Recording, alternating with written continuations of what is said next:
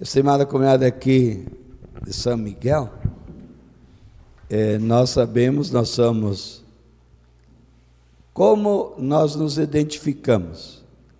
A gente se identifica da seguinte maneira, da seguinte forma: nós somos uma comunidade de vida e oração.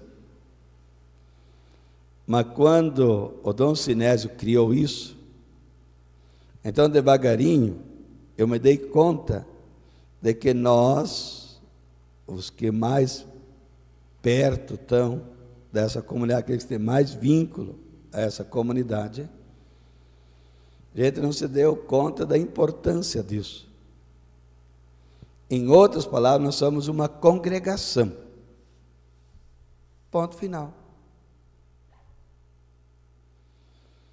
Dentro dessa congregação, a gente tem uma frase de efeito,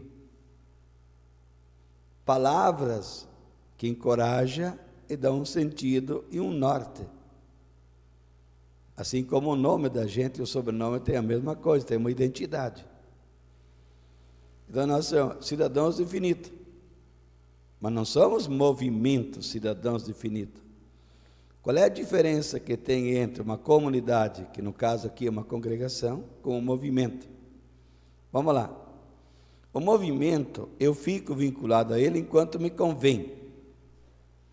É mais ou menos que nem um casal que se ajunta e não tem o sacramento do matrimônio.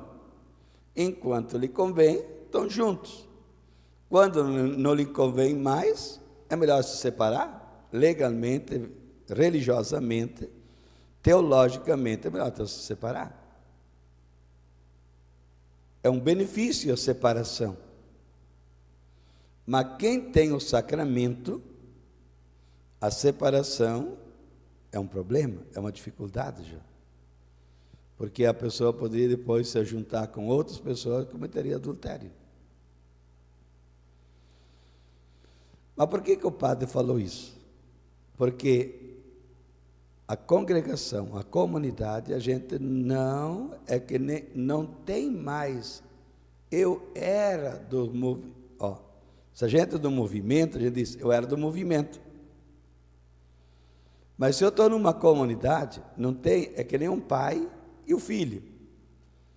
Pode ter uma ex-esposa, um ex-esposo, ex-marido, mas nunca vai existir um ex-filho, uma ex-filha. Então nós temos que saber o seguinte: todos aqueles que já passaram pelos cidadãos do infinito, aqueles que estão, é muito mais do que gerar um filho. É uma responsabilidade bem maior ainda. Porque um filho, a gente fica responsável a descendência sanguínea. Aqui é uma descendência espiritual bem diferente. O pai pode gerar um filho, independentemente da índole dele, da espiritualidade dele. Só que aos cidadãos do infinito a gente não gera qualquer filho. É uma geração espiritual. Aí vem o testemunho, o exemplo, o vínculo de pertença, a perseverança, a constância, aí é tudo, soma tudo junto. Mas qual é a importância de nós estarmos vinculados, olhando o Evangelho, a liturgia da palavra de hoje? Vamos lá. A maior alegria que a gente tem de poder participar dos cidadãos do infinito é que aqui nós temos uma continuidade. E essa continuidade, nós temos certeza de que sempre seremos lembrados.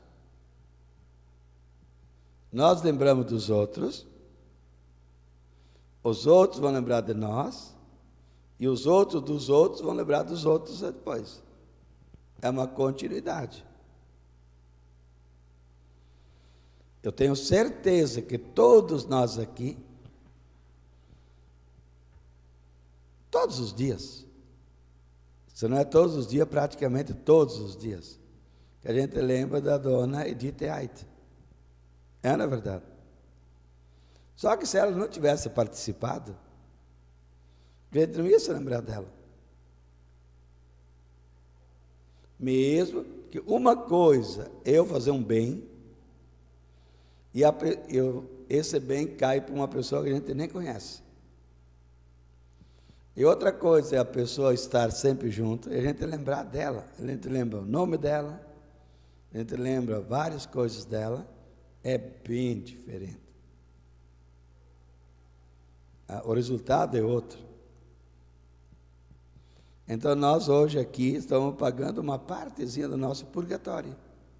Aqui. Além de nós pagar o nosso, nós estamos libertando muita gente do purgatório. Então olha o benefício que nós estamos fazendo.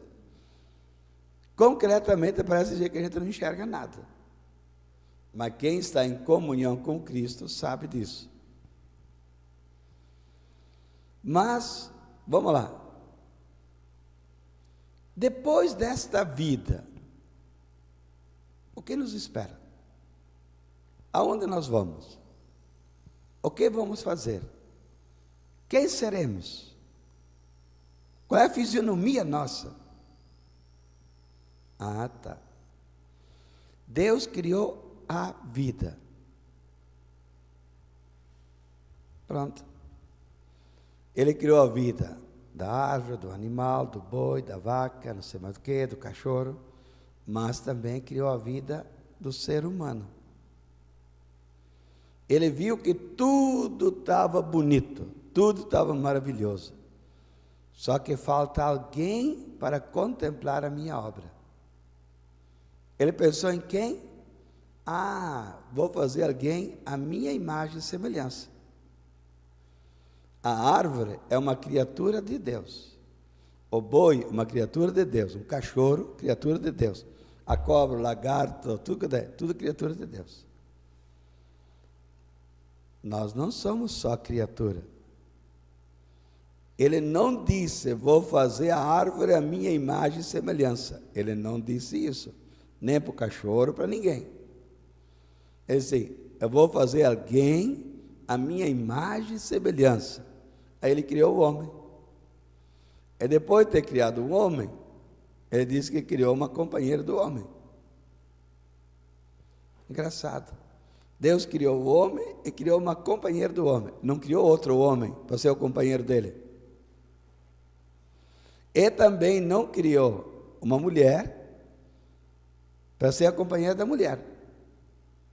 Ele criou o homem e criou uma companheira do homem, que é a mulher. Então ele já definiu desde o começo como ele quer a humanidade. E tudo que está fora disso, pode ser que tenha gente que não concorde.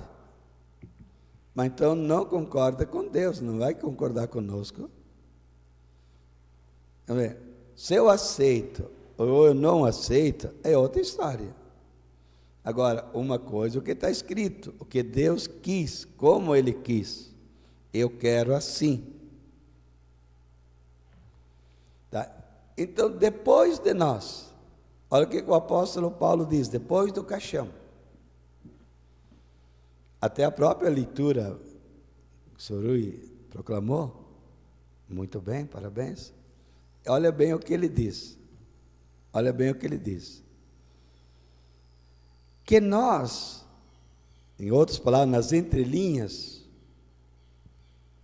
o ser humano, ele tem uma dignidade divina.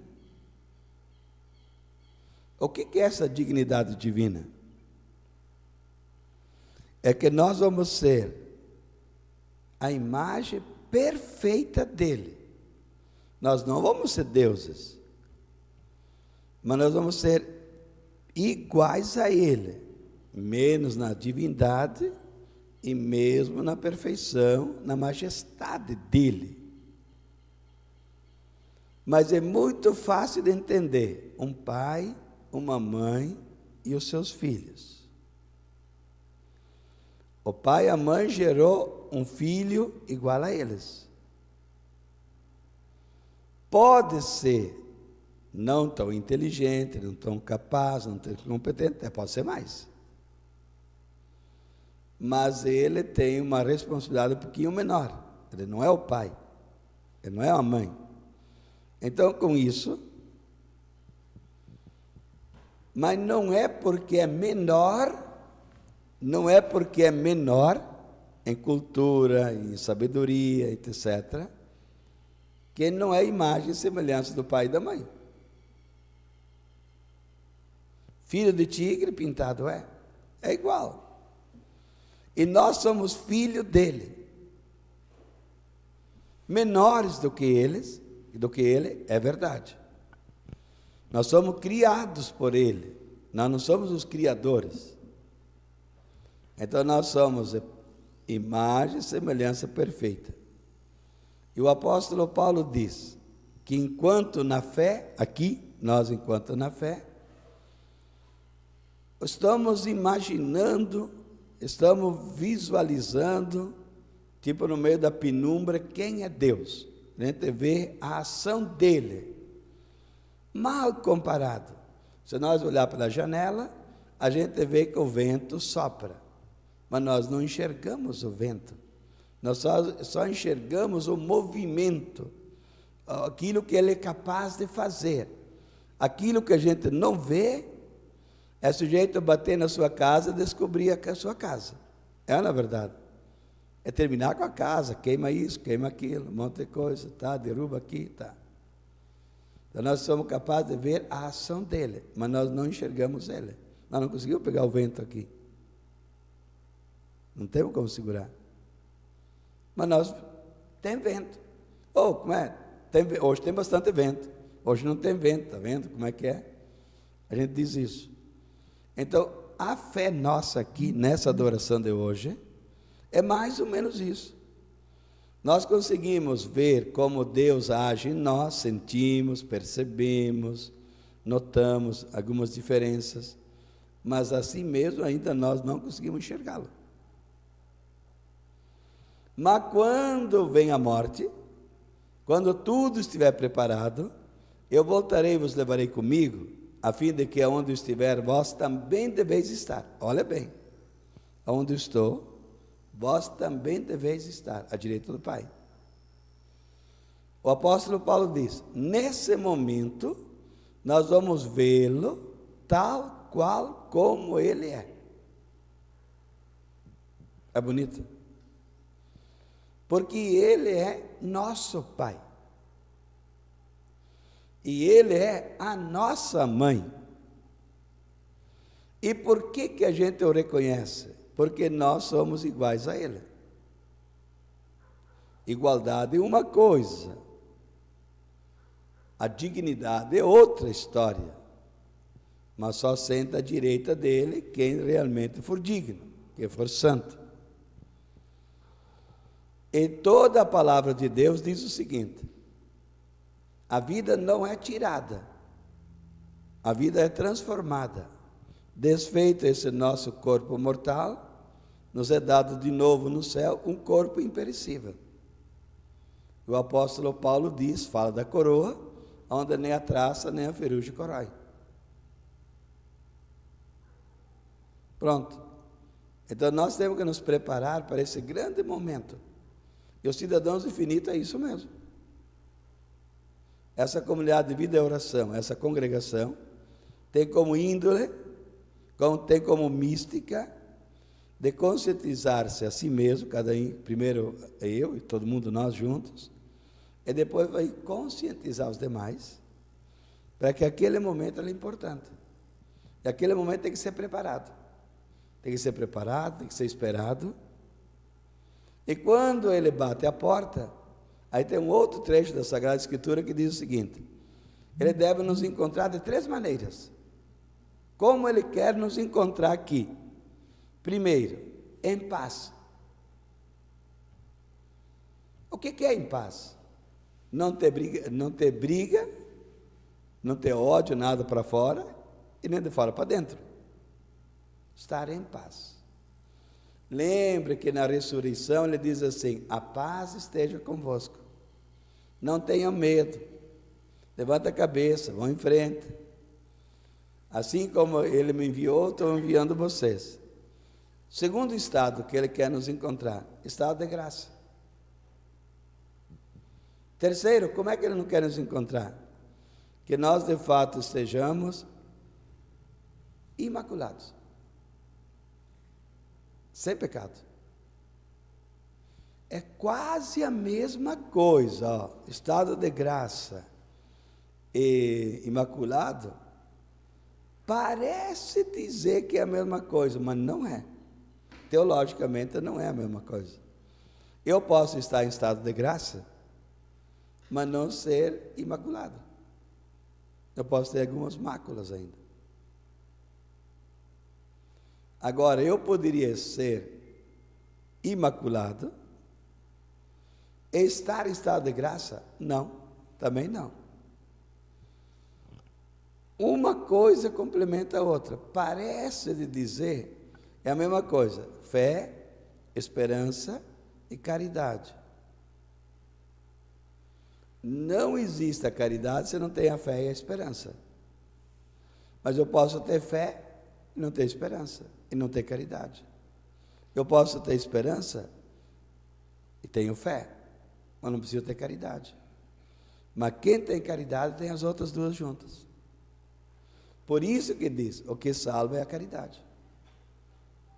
É o complemento de tudo. Porque mexe com aquilo que eu tenho. Eu tenho que ceder aquilo. Eu ganho, recebo, possuo, tenho, mas eu preciso de graça recebeste, faça a mesma coisa. Então que o São José de Anchieta, o apóstolo, recebeu um nome muito bonito, pseudônimo, apóstolo do Brasil, que nos concede a graça e a alegria de nós poder, não ele quem dá é Deus, mas que nós sejamos apoiados, auxiliados por ele, e nós nunca desanimar. Então que nós, cidadãos do infinito, possamos um dia ter o mérito de dizer, são os apóstolos de Santa Cruz do Sul.